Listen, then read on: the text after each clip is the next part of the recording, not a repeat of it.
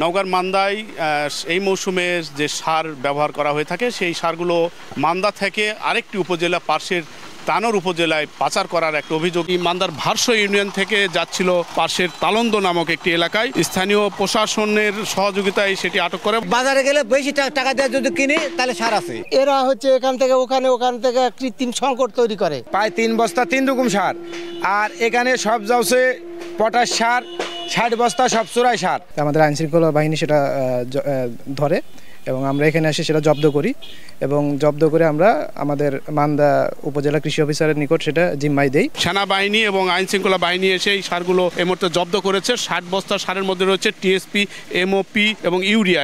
এই সময় এই এলাকায় আসলে রবি ফসলের যে চাষবাস করা হয়ে থাকে, বিশেষ করে রবি ফসলের মধ্যে রয়েছে সরিষা, আলু। হঠাৎ করে এই এলাকা থেকে অন্য এলাকায় সার বিক্রির যে প্রবণতা, দীর্ঘদিন ধরে এই একটি চক্র এই কালোবাজারে সার বিক্রির অভিযোগ করা হচ্ছে এবং এই সারগুলো চড়া দরে স্থানান্তর করার কারণে এই মুহূর্তে মোবাইল কোর্টের আওতায় নেওয়া হয়েছে এবং মোবাইল কোর্টের আওতায় নিয়ে এই সারগুলো জব্দ করা হয়েছে। স্থানীয় যে কৃষি বিভাগ রয়েছে, কৃষি বিভাগের কর্মকর্তা বলছেন যে এই সারগুলো জব্দ করে প্রয়োজনীয় পদক্ষেপ পরবর্তী ধাপে নেওয়ার জন্য তারা প্রস্তুতি নিচ্ছেন। যে ইউনিয়নের সার সেই ইউনিয়নে কৃষকদের মাঝে সুষ্ঠুভাবে বিতরণ করে সরকারি কোষাগারে, রাষ্ট্রীয় কোষাগারে টাকা জমা দেওয়া হবে।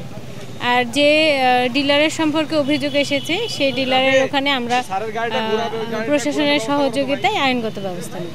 অসাধু কারবারিরা সারের বিভিন্ন সংকট দেখিয়ে সারের অতিরিক্ত দর নেওয়ার অভিযোগ দীর্ঘদিন ধরে এই এলাকায় রয়েছে এবং এই মুহূর্তে সার এই জব্দ করার মাধ্যমে এলাকার যারা চাষি তারা বলছেন যে সাধারণত দোকানগুলোতে সরকারি যে দর বেঁধে দেওয়া হয়েছে সেই দরের থেকে 200 থেকে 300 টাকা অতিরিক্ত নিয়ে এই সারগুলো কালোবাজারে তারা বিক্রি করে থাকেন এবং এই সংকটকে তারা দাঁড় করিয়ে অধিক মুনাফার সুযোগ নিয়ে থাকছেন ডিলার এবং এখানকার স্থানীয় যারা ব্যবসায়ী রয়েছেন। নওগাঁর মান্দার ভারস এলাকা থেকে এমআর রকি, সময় সংবাদ।